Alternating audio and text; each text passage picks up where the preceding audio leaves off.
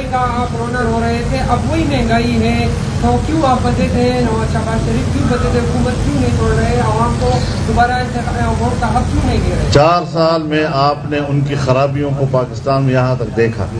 4 سال کی خرابی کا آپ ہم سے کہتے ہیں 4 دن میں پورا کرو. یہ گند اٹھاتے اٹھاتے شاید اگلی حکومتوں کو بھی ٹائم لگے گا. ملک یہاں تک پہنچ چکا ہے.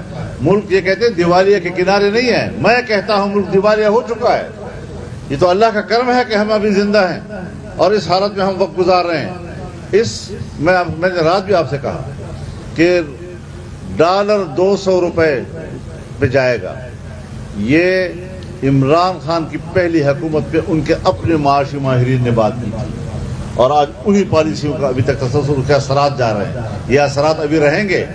اور ہم نے جلسوں میں کہا تھا کہ ہم حکومت تو سنبھال لیں گے لیکن سب سے بڑا چیلنج یہ ہوگا کہ اس ملک کو دوبارہ کیسے اٹھایا جائے گا.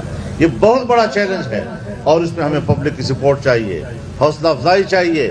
اس قسم کے سوالات نہیں. آپ حکومت کیوں نہیں چھوڑ رہے؟ پھر ایسا آسان بات ہے منہ سے بات نکالنا اور جلدی سے. تو یہ چیزیں سنجیدگی کے ساتھ, خدا کے لیے میڈیا کی دنیا کو میں کہنا چاہتا ہوں ذرا اپنے گفتگو میں سنجیدگی پیدا کر لو, وقار پیدا کر لو, وزن پیدا کر لو. جب سوال کرو تو پتہ چلے کہ آپ کوئی وزنی سوال کر رہے ہیں.